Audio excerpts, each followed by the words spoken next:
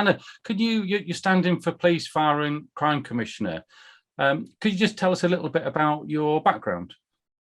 Yeah, so I'm an NHS GP registrar. So I work in Leeds and I live in North Yorkshire. I'm also one of the deputy leaders of the Women's Equality Party. And finally, I'm a wheelchair user. I'm a wheelchair user. I'm a disability campaigner and advocate, and I work a lot with the LGBTQ community as well, focused on their health needs. So I wear many hats, but I think a lot of what I do feeds into this role really beautifully. So it's given me quite a unique perspective on the work of the PFCC that I hope to bring forward. And this is obviously almost like a surprise, election again, isn't it? So we had one in May. I don't believe there was a Women's Equality Party candidate then. Do you feel things have changed, or is it just, you've got a candidate now that with yourself that could stand? So this is the first time we've contested this election. And I think, we have to think about the context in which this election happened specifically. So Philip Allett's comments were horrendous. I played quite a big part in the protests against him, signing the petitions, but I also attended his police and crime panel on the day he eventually resigned and submitted questions, which I then asked. I think I'm the only candidate that went to that and actually said, no, it's more than time that you resigned. And lo and behold, he did, which I think was definitely the right thing to do, but all too late. But I think particularly in the context in which this election has come about, it's been particularly important for us to field a candidate focusing primarily on ending violence against women and girls, which we know is an ever-growing and developing problem. And I think the outcry that his comments caused show that there's an appetite in North Yorkshire to really tackle this issue. And looking at your manifesto, you've got the top bullet point is make ending violence against women and girls a top policing priority. When we say violence, what are we talking about, just to be really specific? So there's a huge spectrum to ending violence against women and girls, obviously. We saw the tragic murder of Sarah Everard earlier this year, and those are the cases that really do hit the headlines. But there's a lot more to this. We know that harassment of women rose by 83% in 2018-2019. We know that there are 15 reports of domestic abuse in North Yorkshire alone every day, and that 7 women will experience rape in North Yorkshire every week. So there is a huge spectrum of violence against women and girls and abuse that we have to tackle, and we need a really clear plan to do that, which I believe is what I've brought through in my manifesto. And Julie Mulligan did some work in this area with IDAS, so she commissioned them to do a report particularly around the family court system and CAFCAS, which sort of goes into an area that if you've been in it, you'll know it very well. Where do you see that work going? Because it had some quite sort of challenging outcomes that needed to be implemented, really, or recommendations. Really. Yeah. So I think it's a really important place to start from. You have to first centre the work of local organisations like IDAS and survivors, the voice of survivors, because they know what it is we need. I've come out with a manifesto which focuses on increasing the number of independent violence advocates, independent sexual violence advocates, to make sure that the support victims get from very first principles is there to get them through the process, because we know that many women forward to report because they fear they're going to either not be believed or they're going to be re-traumatized. Work that has been done so far is fantastic. Also, we need to have the structures within which this work is happening. So top of my priority list is to try and root out misogyny in North Yorkshire Police, is to have an inquiry into the current state of policing, because that will benefit not only survivors and those coming forwards, but women working in the police force as well. And we've heard from women across the UK who work in policing saying that they experience misogyny, they experience sexual harassment. That's not acceptable. And a force that works in that way and that has those systematic issues in place is never going to deliver the best for survivors on the street. So we have a lot of work to do, but I think building on what's gone before is going to be absolutely key. Just so you know, I think the connect. Oh, it's back. It's gone to a low bandwidth, tiny image. So I can work out whether you were really focusing or frozen. So, I don't know. It's honestly, when you're trying to come up with a question and and you have the technical issues at the same time. So with the just coming back then to the I think there's there's not a great understanding of the role of the police fire and crime commissioner, what they can influence, what they can directly do, and I suppose they have what they can directly do and what they can influence given their position. What with that role, obviously working with the chief constable, are there sort of you mentioned about doing an independent inquiry on misogyny. What do you see is happening with sort of the policing, if you like, on the streets and behind closed doors, I suppose? So it's a really good question. I went and spoke to Unison reps from police yesterday and talked to them about the current numbers that they have of coppers versus staff versus PCSOs and the different roles these people play and the struggles that they have in terms of resourcing. We know that under this government, which has been in place for over a decade now, all public services have been cut. I work in the NHS. I see that every day. So I know the implication of that. And I know that actually the knock-on impact of that on coppers themselves is that they end up getting the blame for service failures. They get the blame for a lack of funding, for a lack of resourcing. And as a GP, I feel that deep in my soul because it's very similar in the NHS. So I think we need to have conversations about how we support our staff. This is not about me marching in and saying, the police are terrible or anything like that. It's about going in and saying, right, how can we support you to do the best possible job? How can we, particularly in the light of the last few months and the last PFCC, actually build that trust back? Because those comments alone will have seriously damaged the reputation and the trust that people have in the role and in the police more widely. So whoever comes into this has to have a very clear plan of how they're going to win that trust back. And that's why I've worked to ensure my manifesto is so specific when it comes to how I'm going to end violence against women and girls, because everyone's saying it's their top priority. Of course they're going to, after the last guy's comments. But we need an actual plan so somebody can hit the ground running, or rolling in my case, to really make change happen, because we've got until 2024 when this role ends. Just to go on to a different area now, there's always a lot of talk about the police side of the commissioner role. And I think the fire service, I know, they're a much smaller budget, possibly don't get talked about as much. And I know there's been things that have been talked about expanding their role, making them more kind of paramedics or supporting the ambulance service. What do you see, particularly with your medical background, what do you see happening there with the fire service? So it's really interesting. This is a conversation that I actually had with the Unison reps yesterday about the role of fire and how they interact with police, because I think it's something that's still kind of being worked out a little bit on the ground. I've also spoken to local residents, particularly in some of our more rural communities, who say they are reliant entirely on retained firefighters, which, if you have an emergency, means that you are reliant on the fact that the volunteer will be there. A number of I think we've got a bad line. Volunteers will be there. We'll be able to rush to the fire. We do need to talk about how we support firefighters to do, what is a very wide-ranging role in itself. Varies to also be paramedics, and that's a conversation I need to have with them. Have I lost you again? Sorry. Yeah. Oh, I'm so sorry. It kind of went a bit laggy, and now it's gone tiny again. Okay. I'm killing off everything on my laptop to try and ensure I have nothing else going.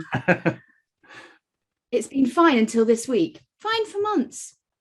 This week, it's clearly decided it's too busy. Is this better? Is this working again? Well, it's still saying low bandwidth, but I'm not sure what we can do about that.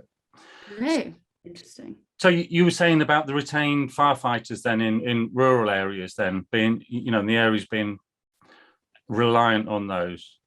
Yes. So there are some areas that are entirely reliant on retained firefighters, and that's a particular concern. And it's something that residents have been very keen to raise to me about how we tackle that. I've spoken to a cousin of mine is a former very senior police officer in Cheshire, and he's gone back into the force in age 60 and has now gone back in as a working paid firefighter at the very ground level, he's having a fantastic time. And I think there's a lot to kind of be discussed about how we can bring people back into the service potentially. You know, I'm somebody who lives and works with a disability in the NHS. There are roles that within that service I would struggle to do, but others that I can. So I think there are conversations to be had about how we best support our workforce. And that, I think, is somewhere we're really struggling. I'd argue that perhaps pushing them to do multiple different roles at once is asking a lot. And we need to make sure that we're supporting staff whilst we do that, because all public services are under pressure. Everyone is struggling and burning out. And we need to ensure that we're keeping everyone as safe and as healthy as we can at this point.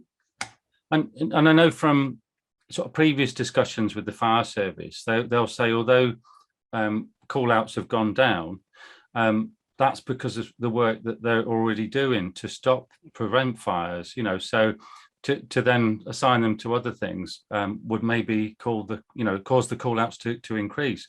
So it's a tricky one, and I think it's a difficult one when you're a candidate for a commissioner to really know the full detail of it. Yeah, I mean, I think it is. They do a fantastic job that we don't see. I think there's very much this image that firefighters are rolling up hoses and climbing ladders, and that's what firefighters do. There is so much more to the role than that. As you say, you know, going out, checking smoke alarms, educating people, all of this work is absolutely vital. And it's the preventative stuff. It's the stuff I do every day as a GP about eating healthily and exercising. That's the stuff that will save lives further down the line. And I see it as a direct comparison. So we need to ensure that those services are protected as well, because we don't want to end up going backwards to a point where there are more fires to fight. That would be a completely ludicrous system to try and implement. Can we talk about the amount of resources that are put to mental health related cases? I think the statistics show around about 40% of call outs in some ways involve mental health. But I think what maybe many people don't realise, I can remember a number of years ago actually sort of going along on a ride along, if you like, with an officer at Christmas, and he was called out to a young lady, and I think she dialed 999 because she'd lost her phone. And that was about 9 o'clock in the evening. And that incident went to Harrogate A&E, it went to the Bowery. And ultimately, I think she ended up in Scarborough, in a mental health facility in Scarborough, only to be, sort of taken back to Harrogate, I think, the day after. It's difficult to understand how that served her well or was best use of the officer's time. The officer was great, absolutely no criticism of the officer. He was fantastic with her, but I suspect not what he signed up to do the job for, in a way. So it wasn't crime fighting; it was more, mental health support. Yeah, I mean, this is an area that's particularly close to my heart. I'm a GP. I see multiple patients a day with mental health challenges, and actually that's increasing. You can't go through a global pandemic and everything that people have experienced over the last 2 years without it having a massive implication for the nation's mental health. And mental health services are on their knees. Absolutely broken. They were broken before the pandemic. Mental health services were struggling prior to the pandemic. We've had no additional funding really go into them. And as a result, the gaps are starting to show. And that's where police are having to go out and having to pick people up at the very, very worst moment of their lives, because we haven't been able to support them up till then. And, as PFCC, I'm not going to pretend everything is within the gift of the PFCC, because it isn't, and that would be completely disingenuous. It would be a great thing to say in the run up to an election, but that's not my style.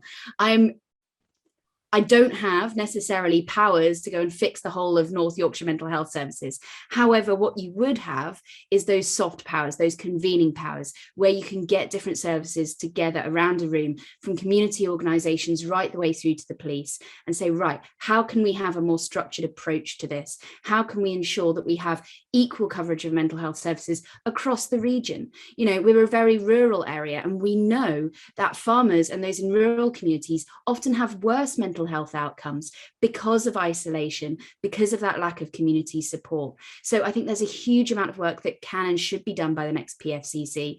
I'm not going to promise that you can, fix this overnight, but you have quite a sizable budget as the PFCC to commission services. And I think those services, working with survivors, working with those who've experienced it and community organisations, is going to be absolutely key to this role, because you're right, the police should not be having to go out as often as they are to handle mental health situations. It should never get to that stage in the vast majority of cases. But at the moment, mental health services just aren't able to pick up the slack. And just to talk kind of more generally, I think it's fair to say maybe some quarters have concerns that that your policies are particularly around women. Well, not concerns that they're around women, that they maybe don't cover other areas, to word that one better. There's other areas like sort of street crime, roads policing issues with speeding in villages, county lines. I suppose there's a few areas. Do you see those as sort of, is your policy to tackle the issues, if you like, as you see them within the police, with, the women's issues and, the review? So my manifesto is unashamedly focused on ending violence against women and girls. 10,000 people signed a petition against Philip Allott after his comments. The people of North Yorkshire have made it very clear how they feel about this, and rates are getting worse. We know that. However, I'm not naive. I obviously appreciate that this is a very vast, wide-ranging role, and I've spoken to multiple community groups and organisations to try and ensure that I'm really getting a grip across all of it. So things you mentioned, county lines, there is a gendered aspect to everything we do in politics. And, if you look at county lines, we know that actually young women are increasingly being pulled into county lines gangs, and sexual violence within those groups is on the rise. So there are important elements to all of these, and they all do need to be tackled. So I'm going to continue to work with organisations that you wouldn't necessarily automatically link to ending violence against women and girls. Things when it comes to county lines, we need to look at why North Yorkshire doesn't yet have a violence reduction unit when South and West Yorkshire do. We know that has worked really effectively in 18 other areas with county lines gangs. And I think that's a piece of work. The Local Government Association have called for those to be a national movement across all the forces, and I would agree with them. So I think there's various bits of work that can be done, but I obviously come at things from a slightly gendered lens, because I think that's what's been forgotten for so many years, and that's why we've ended up in the situation we currently are with the state of violence against women and girls. And is there anything else that you'd like just before we finish up, anything that you feel that we've not talked about that you believe is important to mention with your campaign? So I think we've covered a vast amount of it. And the main things for me are that I have come up with a very clear plan for how we're going to tackle ending violence against women and girls, and that we've got to centre local organisations and survivors' voices in that. But I think fundamentally, this election is on the 25th of November. You get 2 votes, you get first and second preference. We know that turnout for this is traditionally very low. And I'm estimating it'll probably be around 15%. It was 26% last time. That's quite horrendous when we think about it, because the role of the PFCC is so important when it comes to commissioning services. So I'm desperately getting out there telling people, please vote. Please vote. I mean, I'd love them to all vote for me, but I think the most important thing is that people feel they have a voice, because we know what happened with the last guy. We know that people were really frustrated. This is a chance to genuinely make change by turning out to the ballot box on Thursday the 25th.